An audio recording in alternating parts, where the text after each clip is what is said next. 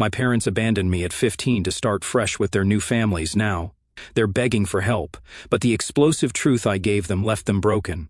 I'm Sophia, 28 years old. At 15, life was supposed to be about exploring friendships, discovering passions, and making mistakes with the safety net of parental guidance.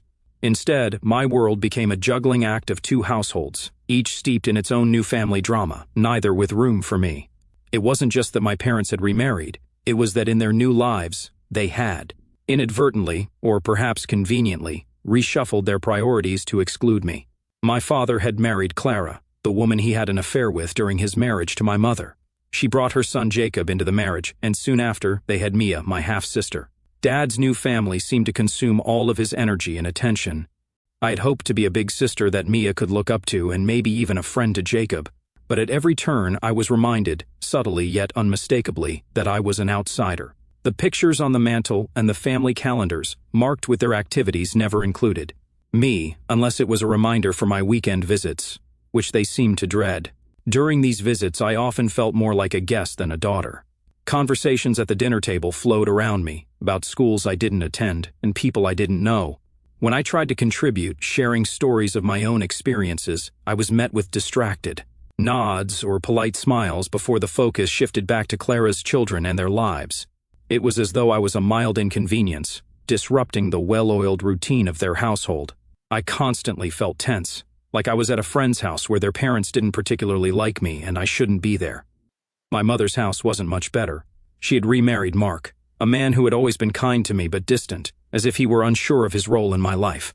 Together, they had Emily, and it became painfully clear that she was the center of their world.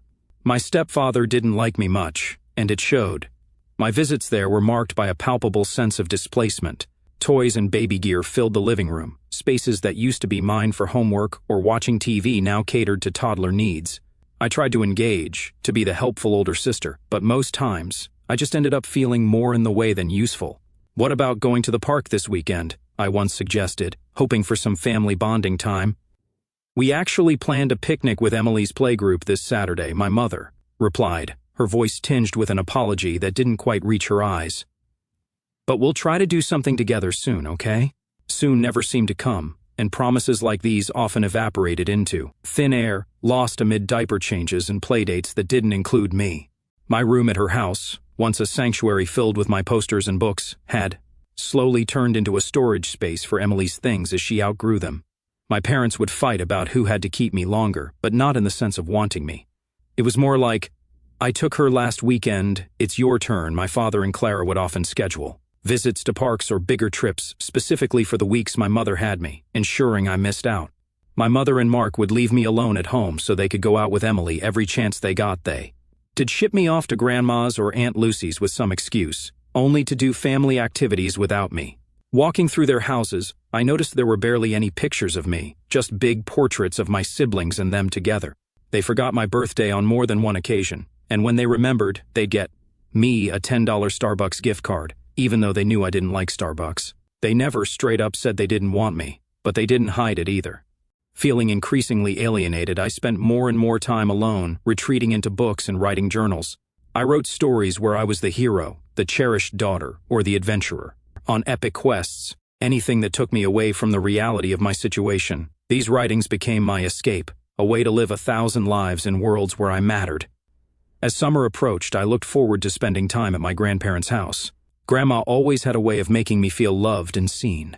She'd listen to my stories, teach me recipes, and talk to me about her own life, with a genuineness that was sorely missing in my interactions with my parents. But even that refuge was tainted when my father announced they were planning a 2-week vacation to Europe, just him, Clara, Jacob, and Mia.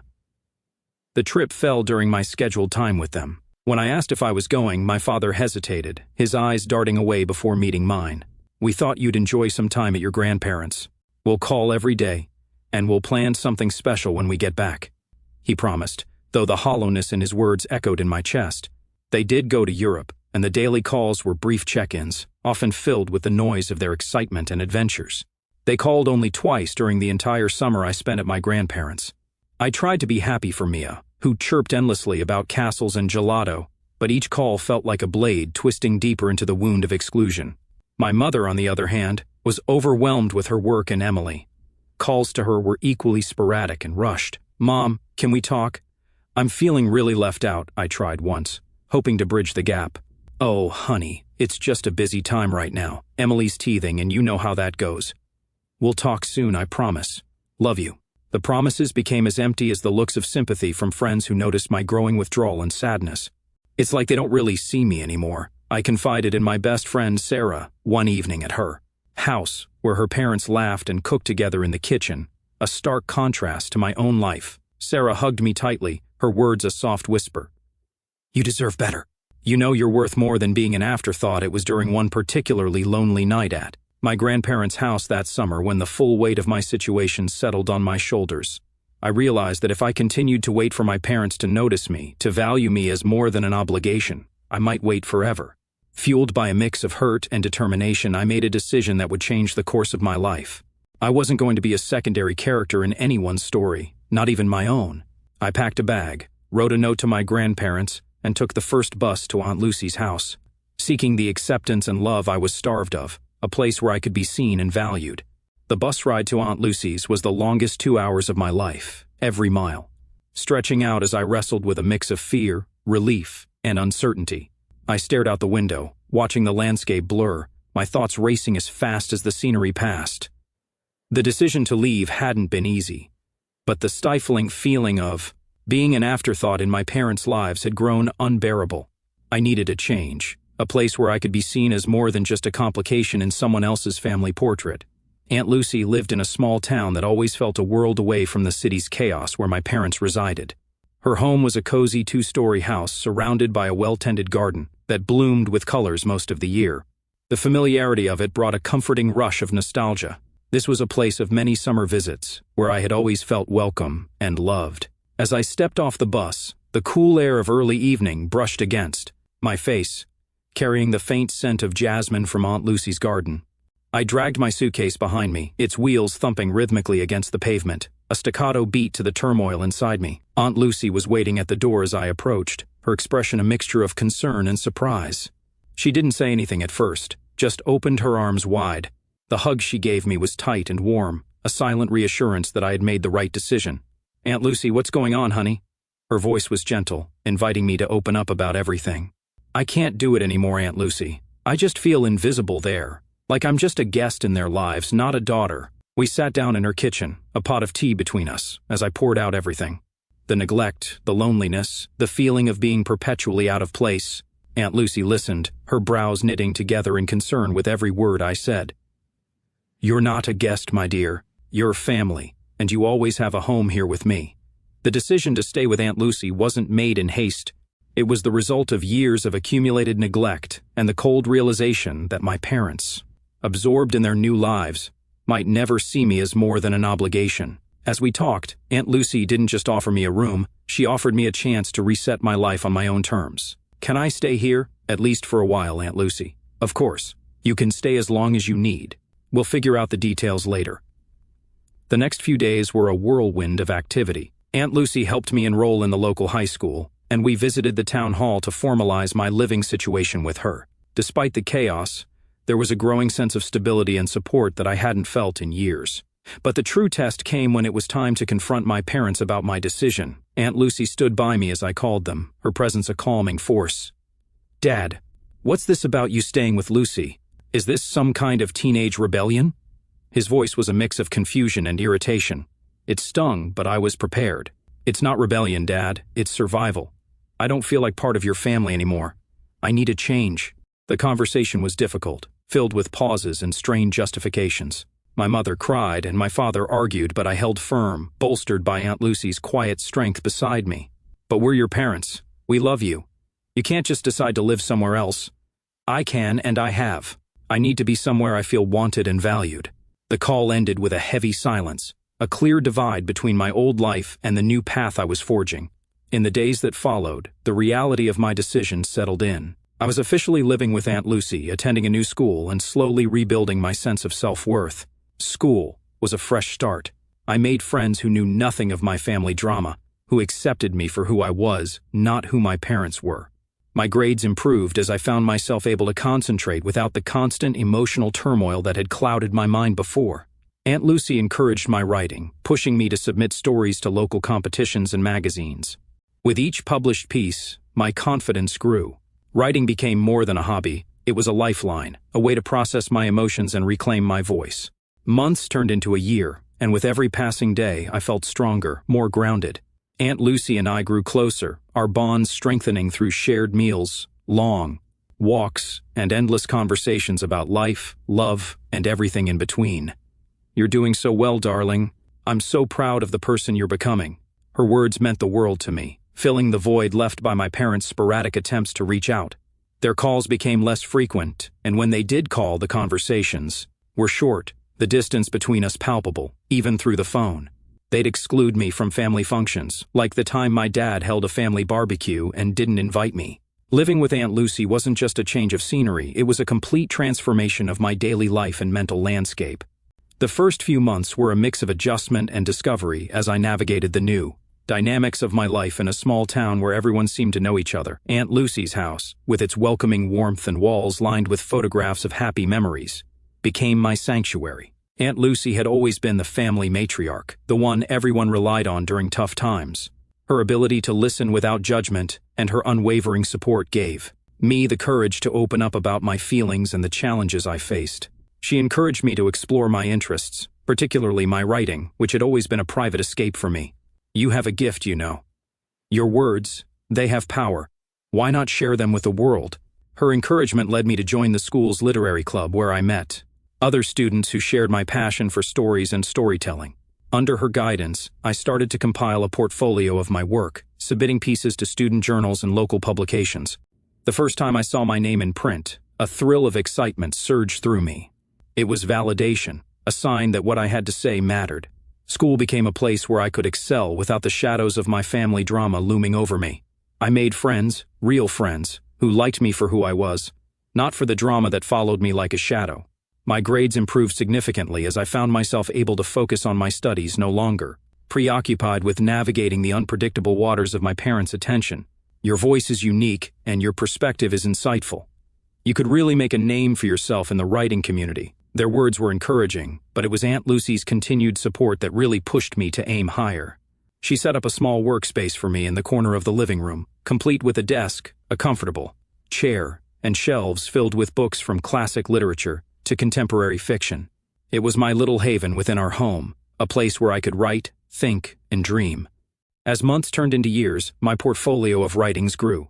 I experimented with different genres and styles, from poignant short stories to compelling essays on human nature and personal identity. My writing started to gain attention beyond the local community, with invitations to participate in regional workshops and conferences. See what you can achieve when you believe in yourself? I'm just so proud of you. But it wasn't all smooth sailing. The emotional scars from my past with my parents sometimes resurfaced, especially during holidays or family gatherings when their absence was more pronounced. I struggled with feelings of abandonment and self-doubt, wondering if I had been too harsh in cutting them off. During one particularly low moment, Aunt Lucy found me staring at a blank page, the cursor blinking mockingly on the screen. "What's wrong, dear? Sometimes I wonder if I made the right choice, leaving them, starting over. Was it too much? You did what you needed to do for your own health and happiness. That's not selfish, it's necessary, and look at how much you've grown." Her words were a balm to my troubled mind. She taught me that it was okay to put my own well-being first, that my feelings were valid and needed to be respected, even if that meant distancing myself from those who couldn't provide the support I needed. I leaned into my writing even more, using it as a tool to work through my emotions and to connect with others who might be going through similar experiences. My blog, which started as a small personal project, began to attract a wider audience. People from around the world reached out to share their stories with me, telling me how my words had touched their lives or given them the courage to make changes for their own well-being. Thank you for sharing your story. It's like you took the words right out of my heart. You've inspired me to seek happiness too. This connection with my readers fueled my passion and reaffirmed my decision to pursue a career in writing. It wasn't just about crafting stories, it was about making an impact, about weaving my personal truths into narratives that could resonate with others. As I approached the end of my high school career, The prospect of college loomed on the horizon. I applied to several programs, each step forward a mixture of anticipation and anxiety. When the acceptance letters started to arrive, each one felt like a confirmation of my new path, of the life I had chosen to build away from the shadow of my parents' neglect. The night before my high school graduation, Aunt Lucy and I sat on the porch, looking out at the stars. It was a clear night, the sky a tapestry of twinkling lights. "You're going to do great things, my dear. No matter where you go or what you do, remember that you are loved, you are seen, and you are capable of incredible things. Thank you, Aunt Lucy, for everything. I don't think I could have done any of this without you." Her smile was soft, proud. "You did the hard work, my dear. I just provided the space for you to flourish." As I prepared to step into the next chapter of my life, I carried with me the lessons I had learned from Aunt Lucy to value myself, to seek out environments where I could thrive, and to never underestimate the power of a well-told story. My journey was just beginning, and I was ready to see where my words would take me next. Choosing to attend a university with a strong creative writing program wasn't just about pursuing my passion. It was a strategic decision to mold my future, to cement my identity not just as a writer, but as an individual beyond my tumultuous family background. The transition to college was exhilarating yet daunting. For the first time, I was truly on my own, navigating a larger world filled with diverse voices and stories. My dorm room became my new sanctuary, walls quickly plastered with inspirational quotes and snippets of my favorite poetry. It was here, amid the quiet hum of late-night studying, that my first novel began to take shape. "You're always typing away. What's the story about?" my roommate asked one evening. "It's about a girl finding her place in the world despite her family. Kind of a journey of self-discovery and resilience." "Sounds intense. Can't wait to read it someday." Her casual interest sparked a further drive in me. I spent countless nights refining my characters, weaving in elements of my own experiences with fictional twists that allowed me to explore deeper themes of betrayal, acceptance, and healing. Classes were a revelation. Professors challenged my thinking and stretched my abilities. I thrived under their guidance, soaking up every critique and discussion, using them to fuel my writing. One professor in particular took a keen interest in my development. "Your voice is unique, and your narrative technique is sophisticated for someone your age. Have you considered publishing?" His words were both a validation and a challenge. Publishing had always been a dream, a far-off goal, but Professor Harding's encouragement brought it within reach. "I think about it a lot, but it feels so daunting. How do I even begin?" "Start by sharing your work. Enter competitions, submit to journals, get feedback. It's all about taking those first steps." I followed his advice, sending out pieces to various magazines and entering every writing contest that seemed a good fit. Rejections were plentiful, each a sting, but then the acceptances began to roll in. Each one was a small victory, a step closer to my dream. By my sophomore year, a short story of mine won a writing competition. The story, a reflective piece on lost childhood in the quest for identity, resonated with many, earning me a small but appreciative following. "Your story has touched many of our readers. We'd love to feature more of your work." This recognition was more than an accolade. It was affirmation that my experiences, my voice, had value in the wider world. It propelled me to finish my novel, a process that was both cathartic and transformative. Balancing academics and writing was a challenge, but the discipline it required shaped not only my time management skills, but also my priorities and ambitions. The novel became my thesis project, a culmination of my college experience and personal journey. Graduation approached with the promise of new beginnings. My novel, now complete, was a manuscript brimming with the essence of my struggles and triumphs. The process of querying agents and publishers began, a daunting phase filled with hope and uncertainty. Then, just a week after graduation, a call changed everything. "We love your manuscript. It's raw, powerful, and beautifully written. We believe it has significant potential. Let's talk about your future." The offer to publish my first novel came as a surreal moment of triumph. My work, once a private solace, was about to be shared with the world. The excitement was overwhelming, but so was the anxiety of how my story, so deeply personal, would be received. The months that followed were a whirlwind of edits, cover designs, and marketing plans. I was involved in every step, determined to ensure that the final product was true to my vision. Launch day was a mixture of nerves and excitement. Holding the first printed copy of my novel was a moment of profound achievement. The cover, featuring a lone figure standing at a crossroads, perfectly encapsulated the essence of the journey within. "I always knew you could do it. This is just the beginning, my dear. Aunt Lucy's pride in my achievement was a balm to the lingering doubts about my family's absence in this significant moment. They hadn't been part of this journey, their interest in my life having waned to sporadic, almost obligatory calls that barely scratched the surface of genuine connection. The novel hit the shelves and was met with enthusiasm. Reviews praised the authenticity of the narrative and the compelling voice of a new author who had not only written a story but lived it. A stunning debut that delves deep into the complexities of family and personal growth, a testament to the resilience of the human spirit. As interviews and book signings filled my schedule, I felt a sense of fulfillment that went beyond professional success. My story was out in the world, touching lives, encouraging others to face their past and forge their own paths. This chapter of my life, my rise as a writer, was not just about overcoming the neglect and invisibility I'd felt as a child.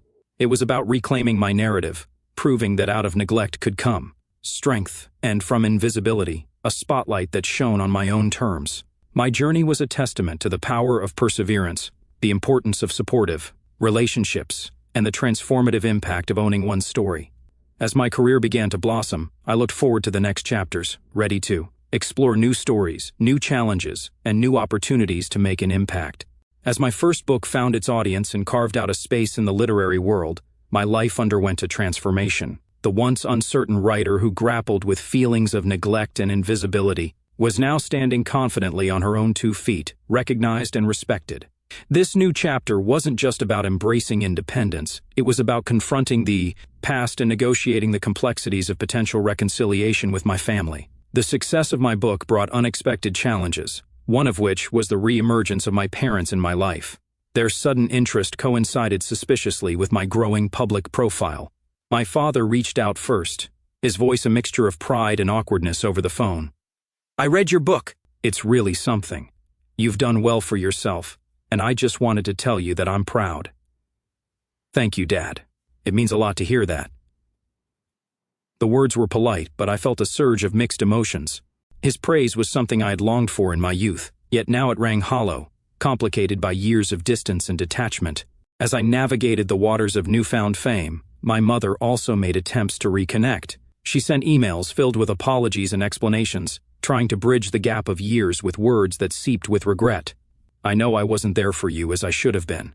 I can't change the past, but I hope we can build something new, maybe start over." Reading her words, I felt the old ache of abandonment stir within me. The desire for a family that cared was entangled with the pain of their previous neglect. I turned to Aunt Lucy for advice, her wisdom always a guiding light.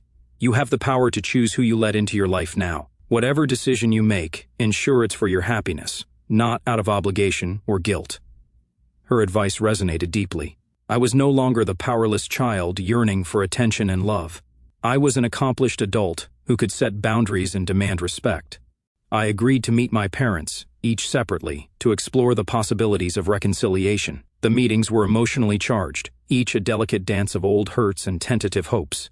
Meeting my father at a quiet cafe, we talked awkwardly at first, tiptoeing around the deeper issues. Eventually, our conversation ventured into more personal territory. "I missed a lot, didn't I? I'm sorry for that. The book, it opened my eyes to a lot of things I didn't want to see before. It wasn't just the book, Dad. It was years of feeling left out. I'm glad you're seeing it now, but it's hard. It's really hard." The conversation was a start, a small step toward understanding, if not yet forgiveness. With my mother, the encounter was similarly fraught with a history of emotional neglect that couldn't be undone in a single meeting. "I should have fought harder for you, for our relationship. I let too many things get in the way. Can we try to make it right?" "Maybe, Mom, but it's going to take time. I can't just forget the past." In the midst of these tentative reconnections, I continued to write. My experiences with my parents fueled my second book, a deeper exploration into the themes of forgiveness and resilience. Writing became my therapy, my way of processing complex feelings and evolving from them. As my professional life flourished, I found solace and joy in new relationships, and continued support from friends and readers who connected with my journey. Book signings and literary festivals not only bolstered my career but also reinforced my sense of community and belonging in the literary world.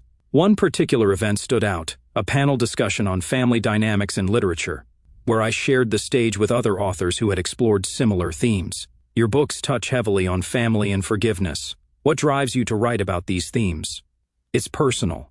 My writing is a reflection of my life's complexities, the struggles with family, the journey towards self-discovery, and the ongoing process of defining what forgiveness means to me. The audience's response was overwhelmingly positive, with many expressing how my stories had given them the courage to face their own familial challenges. Independence wasn't just about living apart from my parents or succeeding on my own. It was about owning my story, controlling how I let it define me, and choosing how and with whom I shared my life. The years rolled on, and with it, my relationship with my parents slowly, tentatively began to mend. There were setbacks, moments when old wounds reopened, and the distance seemed too great to bridge. But there were also moments of genuine connection, phone calls that didn't feel obligatory, visits that didn't end in tears. I'm learning about myself. It's not easy, but I want to try. That means a lot, Dad. Let's keep trying. Reconciliation was not a swift process, nor was it linear.